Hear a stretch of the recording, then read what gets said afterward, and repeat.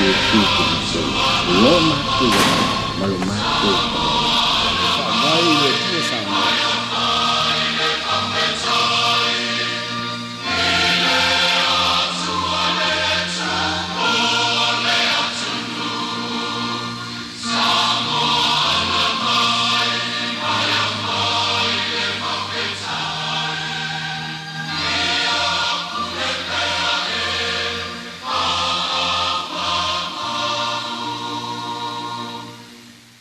Toi whaatalawatu i le mai mo mai o le tātou o tunuu. O le vaengalona lua nei o le proklame o whaingoina o le siapo lau tele.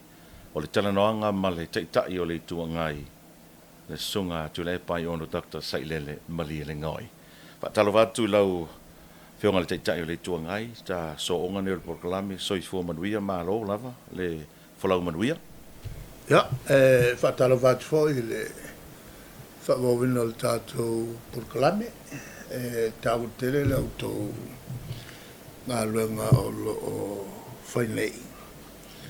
Mwhaiai o nā mawawhosa mātou leo,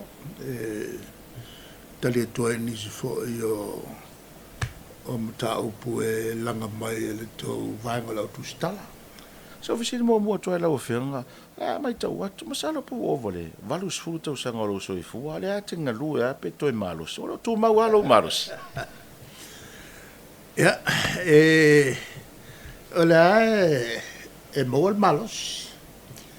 Ja, to mantua fo i le pale mea Malaysia.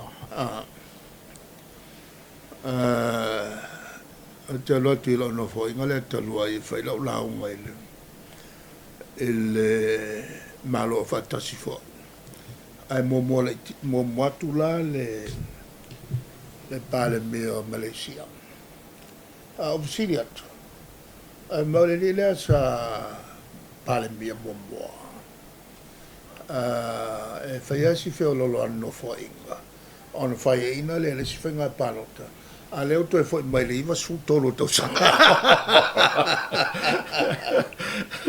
Ea saul varia kwai, runga fai mai la sauna. Ale mela ele mele ale o feitau e tona o se lau duas fulo to sanga e malos pe ai ala on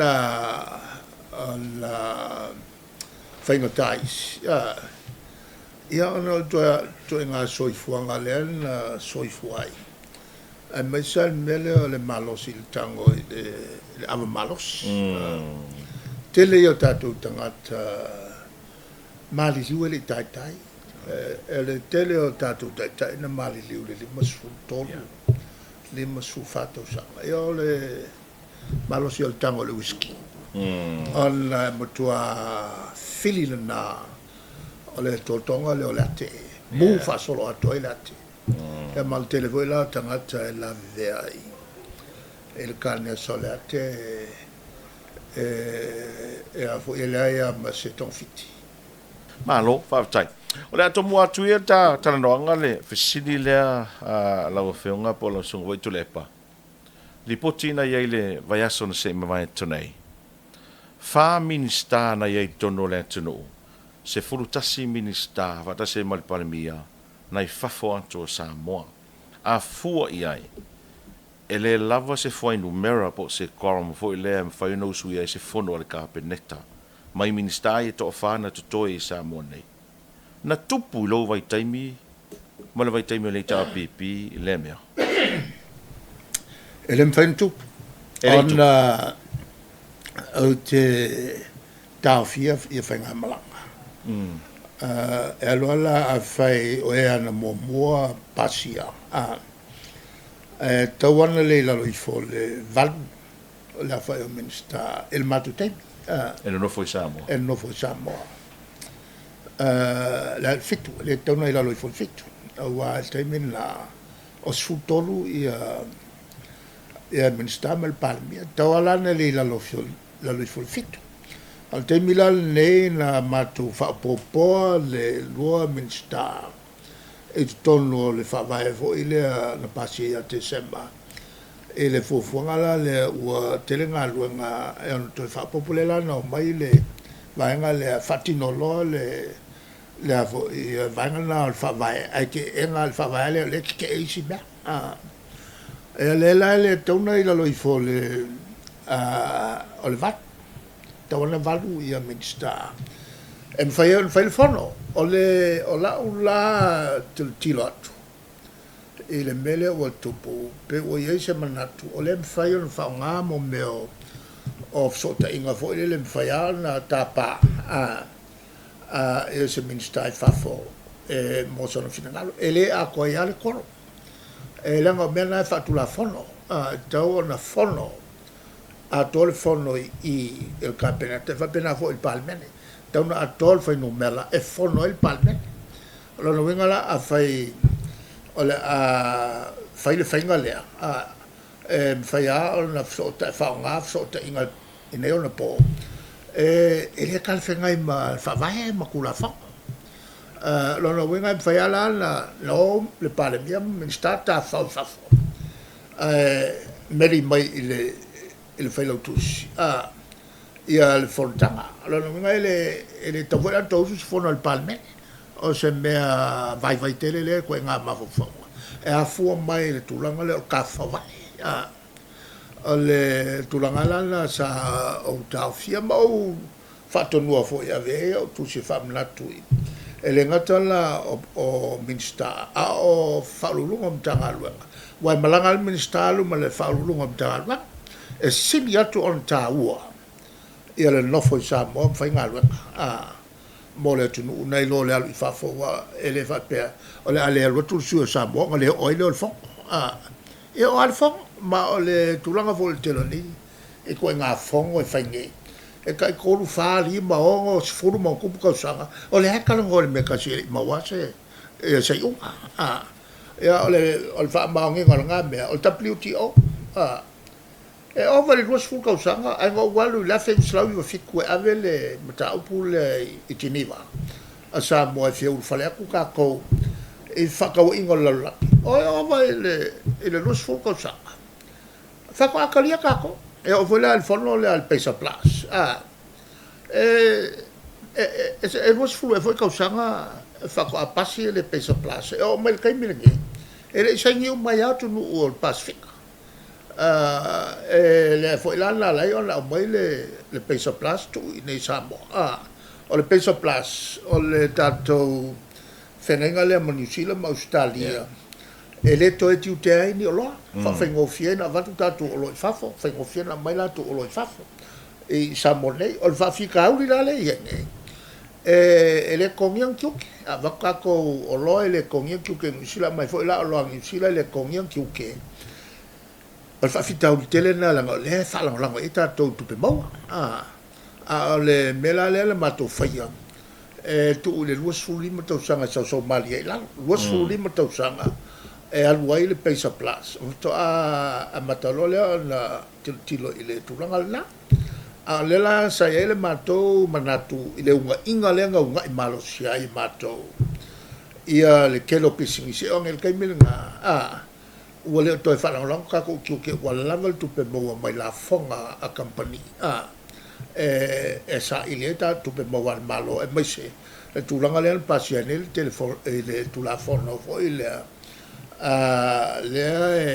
e whailo se whatau se whaleo se sainga po lea kālo kongol masingi maua mai kai lea whai o lo whatau Teams lana winga la atfua ia o mal matu tapena le tu le i te utenga ia na o faia o minister tu pela fe salau val tol e luas fufa tu la fono te wai se fa sa matu pisa e male tu ngai tu pu na taimi a lua o le te utenga le VHST len sa val te ai tu pu mal fainga mal la to i tu ngai e le iwa fai wali mai vono i fitu i vat le fa pe sa vali ke ko mo pule ya male vanga long ko teams le pasi o malang ma ko faka ki ainga ya la tu pe fai on fa tope ai ya nga lu nga malo e ala lang fa le kon kupe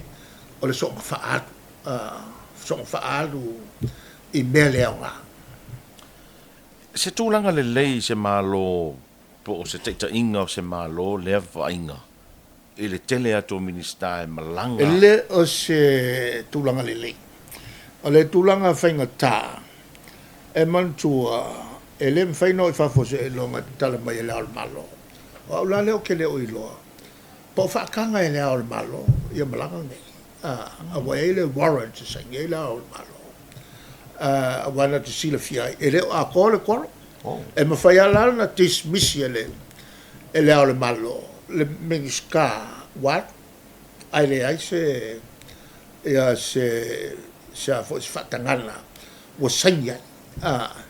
Lala na matu teimi a mai sa teimi fo to filau ka fiofia le ia to filau fa solo me ta fa wal me le ia a toa le a fa o minstein mai lem fainga malanga se minska ele o mai le pepa fatanga mai le al malo a fuala ile le mele nga lo le su salenga anga ka ofi o fa masingo ai fa ngoi e alu le ma e le anga kala il fa masingo ai ki lo ku o le si masingo mai o America o lo nga winga o makwa pe pelo le ngai fai pule ia le fa masingo ma le ofiso le leo ai o se mea le anga kele al mele ai sa a wa a fai sai unga al malo ise mata upu e noti ai ni tu petutongi ai ongo mo lia ese a fo ese company e le tal ngai ma tula fono ke le a fa ingol malo la iliko e sol tula fono le a fo ile se mea fai le malo ma se company ai le o ilungo se ungal capeneta ai le alo ia ona le lava la fai o minista elo iai fatula fono i se maria ngai fai o melana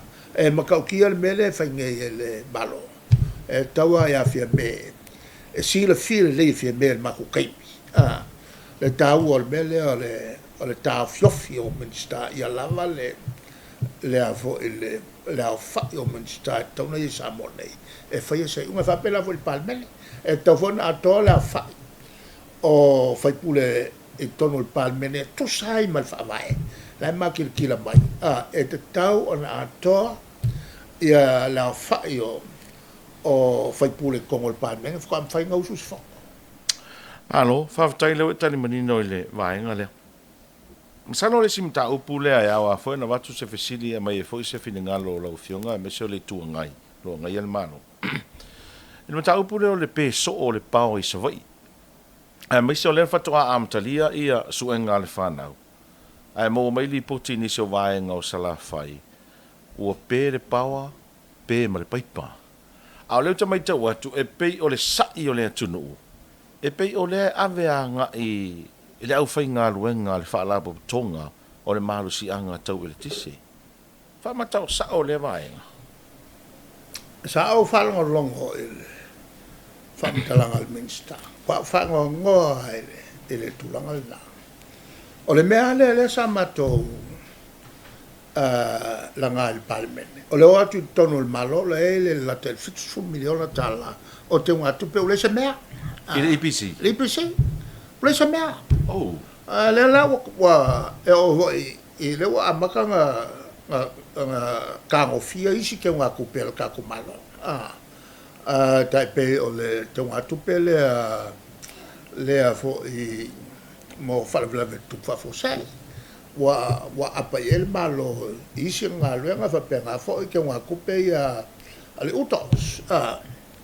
O le tulanga i mei e tausanga nei e lo le leia e le malo ma le minsta ma le whangaluenga o leo kakuanga i aku i vai kaimi o ke monga ma makangi ma la whaina o el tise pa u iai ia la aulu e kawala o kapenga penga o mai meia e leso kapenga ngau whai po umkwale mfaya sa kapenganga onga olele ai o se kupi le mele o le pepelo o le atunu o le makua whaango maku whaango ngokele ai. E le la mo kele ia masingi ai ngō pipe. Wa leanga la ko pusa isa me whapenga. O le lale me whaile mea. Ia, e whaingo fianga fōle me lea. I le ia o kupe. Ai, o le whaingo fia ia. Le voi sa whaasala lau. Mai ia awhi whae a me sa mai. O le lale me o kupu iafi ngai wha. Whia lau e iafi. Ai whapenga fōi la maupot. Wa kupu le to telo tangata ainga whaia la to moli. Wa kupu fōi business. O mukua mo mia ele kisi. Ka le la wali ali mai. E ke pelo ai maua o el kulma. Wa le fa pe ia masa salonga fa salonga to tele fa pe e fai tau miliona le ngau o EPC. Le il temil nei. A le sa uno mai mi sta fa pe le ngau. O le pelo o le mea o la si mea fela ele le ngau. Awa ma fu an konga ke nga kupe ia o le o mai o masingi. Ya le e pepe. Ai a oso ngai ma se makangi. Lalo umba ia pomori. Ya kasinga fa fika. O le mele ka tenga umba iai mo meo o whainga malo e mara whangafa. E ka tenga umba e mengei e kaimingi o ka kuanga i aku i kaulolo wa. O le mele tupu mai. Ia, o ke le lopo feo ia le minska. Whalonga aku, sa malanga fui whaf. O le mele o le lengo ngofo mai koko. E kali mai i le atu. O le whanonanga na i le vaenga ni whao whai. Olo no winga i fōringa mai e ono sa o ia whaitionga al tō telo tangata ua ngau le EPC. O le mukua ngaua. O ia? Io, e o fo le airport. E o fo le airport ia, wa ngau fo ma le airport ia. Ia o lenta tala talo ai nei le loso 5 miliona le terminal le airport. E o fese mo ia le o whawa. O le kakala o le avo il ngā mea, ai le se wa o whaunga le inka ka o mal. O whai malanga i ai. O le mo mea o le whai o le fufuanga, ai le whai mua ia se study.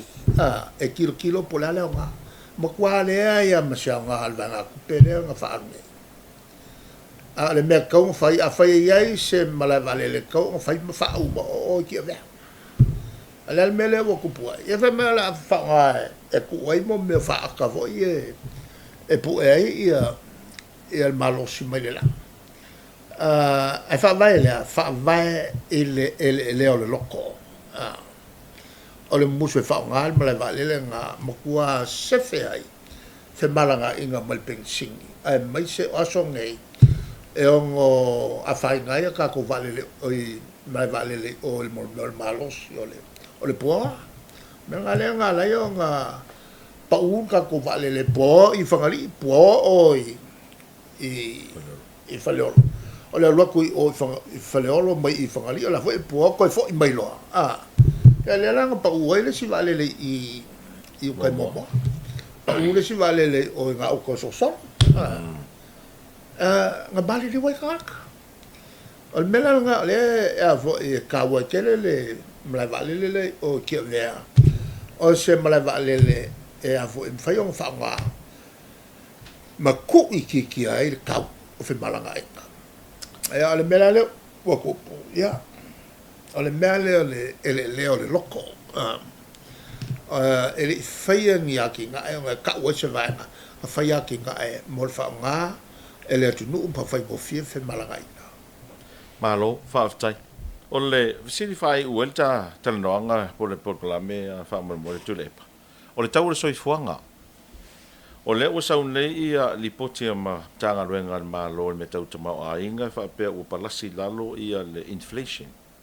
O le fo sau o lua masina so o pa u lalo le tau o le sua u. O i vaenga uma ia, ele o mawhai o na reflectai ia whata o whaloloa. O le ae mōni mawina e o ai lunga le tau o loa. Ma le tasi le vaenga o matua oi e le atunu o le taimile nei, o le tau o le soifuanga. O la se mafuanga. Ale manga ia le whasalonga le ngā o sa mai sa vai ele si foi o lo o ka ngai ka kala e le pusa mo ma fa ali mai o ko vai mai mengi ma le kau le ia le mau lo me e fa kau tanga ma ko ma fa mai ala sama sangi o ko fulu ia kala le kau pusa mo ko vai mai il kau kelele ia mal fa le ko o me ia mal kala wanga i fa fo ma fa kilo ia ile ko e sala le li poki o le me piko sire kau o lo ia e fo e fa singo el pau o lo ia ia le au mau lo o le mele manga ele ko kelo o lo e masangi o fa nga ele lo tele o le tunu e kala fe ngai mala ko pe mo o lo nga piko sire on kau o le se vai fo o le vai fo ko on fai o le sila ko o ka pinga ka il fa nga ka kau sele il fa nga ka kau sele a fai a ka nga fai il fa pa o avo o kiuke o me nga ka nga fai o me voi nga sa ma ku fai fo e mako a mai sa mo me o lo le piko mo o mia tangata ka pe le lesa o le suka fra baka menga ku ia ka o ia me fai el malo no fa pa uti ma fai fa pau e va pele pule el malo na tou fai el tou ma ko fai le tulanga na fa pega ku nga ia a mecha o ki o la yo le se la kele mo o wala e fai on fai malo se toi va tor fesili le fa mo le wa pe o le tau pa u mai tau ia le tau pa se va le to ia le alu Australia wa pe o le ia isi feeling at pe o Fiji Airways o le Qantas ia a le alu ale mai isa moa anga ia kilani to ata ta le mafai onko ave so songi io tatu tangata pe ale ko fa sa o le me se le fa e ka wan ko fa le ka ko jets e le ia se me nga la fu o nga ka o fil flele o ka ko va kitele ngal pa wale o le o le lo e se vai le va le wo o mai a i lo fa wo ko ka fi o ke le lo se ka nga ka e ye se ko fa e alo foi le ku fai se me fa pe on fa longo le i kanga ka e mo yel fa ku nga le mo se mala mai me ka ku pe le alang fa sala mo yele el campani va le nga mo yele lisi ese ko mo fiele ko mo no mo yel va le kele le yo opo al fa le lave ko i lo ia e fai le unga e le se malama e me ka kupe me ka kula fo le maka ngai nga me ya al mela le e maka ke le mo fo la nga i le la ko kongi mo mai o kupe ka kongi mai i le fa ka ngu inga e o mai ngai o le konkala e o mai ngai le ai ma se lo e la ku pe 4 milion ia ngalu fa valvale nga me e ko kongi ai ia le vale le o ko fa fo ka lepe ai le fengai ia se vai le ango nga ku pe mai mau ai fa wa ma o ke le kala ai fa pe fa le mele nga ku fa le nga ko kongi ai le pe 4 milion e fa mali el compagnie ia awang e avel ka upu i lunga le fa masmo e pe o to mai tau atu i le vaenga le le tulanga le va le e pe o le i te ilo ia e pe o la u to mai tau atu o le va fa por kiki a le o le malo e malau fionga mali ta pipi a o le ala o folinga mai wa mau mai le unga o tinga ai nei tanga tala tele a wai o foi ai nei tanga tana lango ina le malo o le tinga ai nei tau pases o ke le ropo se le alko nga por kiki le fai la ke ma le mamla po a kon ko nga por kiki e fai ole makua vai o ngai ko nga mafofoka ia ngo mai la meleng fai ngai ia ole faleanga kangaka ole fai me fa piko ole kuinga vale ele fa nga o se lengi al malo ele esa ko ke siango e ma fai o nga fa foi ingi ku langa fa le kongu fa pe ole manga ku fa piko ma le fa longa kangaka manga le kupunga manga ku fa piko fa longa kangaka ma le fa kupu o avo o kala e ku ia le vanga le o mangi ya me wa le nga fa lo fa ai sa fa lo fa ia ele fengol fa musinga po ai kongu lenga ma foi ngoki kama le ku au ai sa o yo ngai mai se kasio o le afo o le vai nga fa foi ngai o nga ko le pui ma fa pui nga o la ko mori ma wa fa ai vale le o ulangal ka pula e kalanga ia ma kuskala mo ku wa alo ia kwal sili ia la udi e ke sila fia se menga mafuaile al mako vai ngala ke sila fia malo fa taitele mo le fa no ino lo taimi ta por kalame o le na wa mai mo fa fonga mai le tunu fa fonga foi ma sila le tunu ul tulanga mo ta upulo silingi ai te tai o le tuangai o mo ta upulo afia ile no toi fale o le tunu malo au mai lava ia lona fina ngalo malona sila fia ina ia mala mai ia le mai moa sa moa au tonu nga na le vai ngalo na lua por kalame le sia por lo tele sei se fa po ponga le vai fo fa soi foi